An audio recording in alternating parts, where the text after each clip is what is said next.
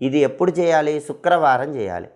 27 నిమ్మకాయలు లేదా 9 నిమ్మకాయలు మొత్తం పసుపు రాసి కుంకుమ బొట్లు పెట్టి చక్కగా పసుపు దారానికి సూదితో ఎక్కించుకోవాలి.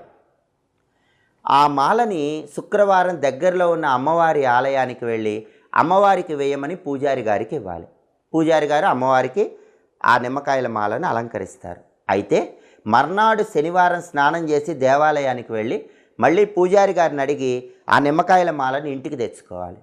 అలా తెచ్చుకున్న తర్వాత ఆ మాలలో ఉన్నటువంటి నిమ్మకాయలలో కొన్ని నిమ్మకాయలు తీసి రసం పిండి ఇంట్లో ఎవరైతే తీవ్రమైన సమస్యలతో బాధపడుతున్నారో, శత్రుబాధలు ఉన్నాయో, ఆర్థిక ఇబ్బందులు ఉన్నాయో వాళ్ళకి ఆ నిమ్మకాయ రసం తాగించాలి. ఆ తర్వాత ఆ నిమ్మకాయల్లో ఒక 3 నిమ్మకాయలు బయటికి తీసి వాటిని మళ్ళీ ప్రత్యేకంగా ఒక పసుపు దారానికి కట్టి ఆ 3 నిమ్మకాయల దారము కూడా ఇంటి ముందు వేలాడదీయాలి. అంటే